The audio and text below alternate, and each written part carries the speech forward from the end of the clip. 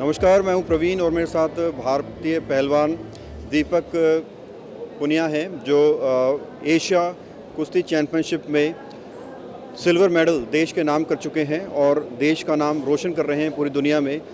दीपक जी, बहुत बहुत स्वागत है आपका। धन्यवाद जी, बहुत बहुत आप। दीपक जी, पहला इंटरव्यू इंडिया टाइम 24 न्यूज़ पर आपका है, एक्सक्लूसिव इंटरव्यू। पहले तो मैं ये समझना चाहूँगा, कहाँ से ये उमंग जागी स्पोर्ट्स में जाने की, गेम में जाने की, किससे प्रेरणा मिली?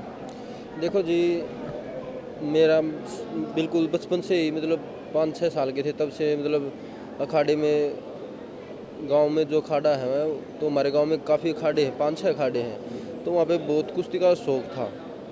तो वैसे ही पहले ऐसे ही जाते थे खेलने के लिए, मिट्टी में खेल के आते जाते थे। उसके बाद फिर जैसे जैसे उम्र बढ़ती गई तो दंगल खेलने लग गए। उसमें दंगल में 5 रुपये 10 रुपये मिलते थे तो मतलब बहुत खुशी होती थी। तो फिर हम दंगल खेलने लग गए तो काफ़ी अच्छे मतलब रेगुलरिटी जो थी वो हम रेगुलर रहे।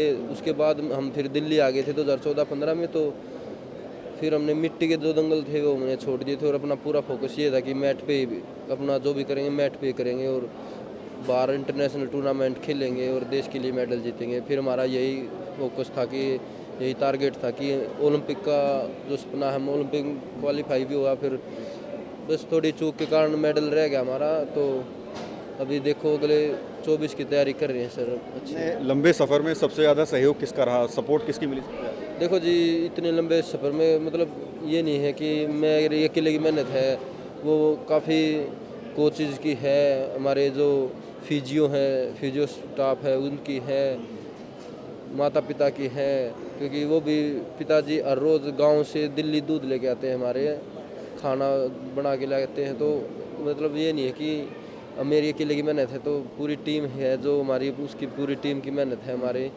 तो बहुत ही धन्यवाद देना चाहूँगा मैं तो कोच साहब का। और अच्छा, एक सवाल जो मैं पूछना चाह रहा था और मुझसे कुछ लोगों ने कहा कि ये सवाल ज़रूर दीपक से पूछना, पहलवानों के हिंदुस्तान में कान क्यों तोड़ दिया जाता है या क्या वजह होती है?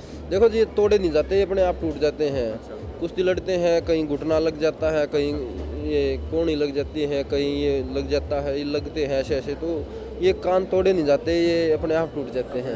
हाँ जी। अच्छा, जो देश के युवा हैं जो स्पोर्ट्स में अपना करियर बनाना चाहते हैं लेकिन कहीं ना कहीं जाके हार मान लेते हैं, नाकाम कहीं सफल नहीं हो पाते तो हार मान लेते हैं, उनको आप क्या कैसे प्रोत्साहित करेंगे, क्या प्रेरणा देंगे? देखो जी, सबसे पहले हमें पॉजिटिव रहना चाहिए और ये नहीं मानना चाहिए कि हमसे नहीं हो पाएगा।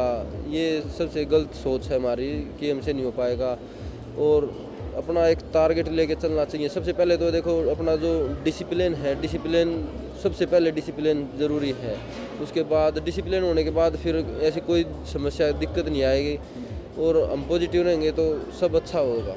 तो ये माना जाए कि सफलता सिर्फ मेहनत से ही नहीं मिलती, उसमें डिसिप्लिन का होना भी बहुत ज़रूरी है। देखो जी, सबसे पहले डिसिप्लिन है, उससे कि उसके बिना सफलता नहीं मिल सकती जी। बिल्कुल बिल्कुल, क्योंकि हमारे इतने सालों से देखा है, बहुत सारे जो टैलेंटेड बच्चे हैं वो अनडिसिप्लिन थे, वो कहीं ना कहीं थोड़ी चूक हो जाती है किसी से तो वो उस लेवल तक नहीं जा पाते। और जो डिसिप्लिन में रहते हैं, जो टैलेंट भी कम होता है तो वो बहुत ऊपर तक जाते हैं सर। दीपक, भारतीय पहलवानों ने जिस तरह से पूरी दुनिया में अपनी एक अलग पहचान बनाई है, तो बीच बीच में कुछ ऐसे इंस्टेंस भी हुए, कुछ ऐसी घटनाएं सामने आई जिससे नाम खराब हुआ है पहलवानों का।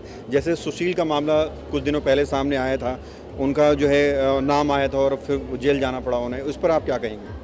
देखो जी, उस मामले में तो हम अभी सच्चाई का तो हम क्या बता सकते हैं, हमें खुद ही नहीं पता। क्योंकि उस टाइम पे तो हम बाहर थे, क्योंकि हमारे ओलंपिक के लिए कैंप लगे हुए थे। तो हम बुल्गारिया में ट्रेनिंग कर रहे थे। तो कभी कोई कुछ बोल रहा है, कोई कुछ बोल रहा है, तो वो सब तो अभी तो सामने आया है कि उन्होंने पिटाई की, किसी उसकी मौत हो गई। देखो जी, अभी तो कोर्ट का फैसला तो अभी कुछ है नहीं, तो अभी हम तो क्या कह सकते हैं, कुछ सच्चाई का कुछ भी नहीं बता सकते, हम तो कुछ बता नहीं सकते इस बारे में सर। आप चाहेंगे निष्पक्ष जांच होनी चाहिए और सब सामने जांच के बाद ही? हाँ बिल्कुल जी। अब आगे की क्या तैयारी है आपकी? आगे अभी हमारी ट्रायल हुई है, अभी ख़त्म, गेम्स के लिए सिलेक्ट हुए हमें, कॉमनवेल्थ गेम्स के लिए, एशियन गेम्स के लिए। तो अभी हमारा कॉमनवेल्थ गेम्स पे ही फोकस रहेगा पूरा। तो अभी शायद हमारा बाहर कैंप लगे तो हम बाहर ट्रेनिंग करेंगे और फिर वहीं के वहीं गेम्स में जाएंगे, कॉमनवेल्थ गेम्स खेलने के लिए। बात करने के लिए बहुत बहुत शुक्रिया।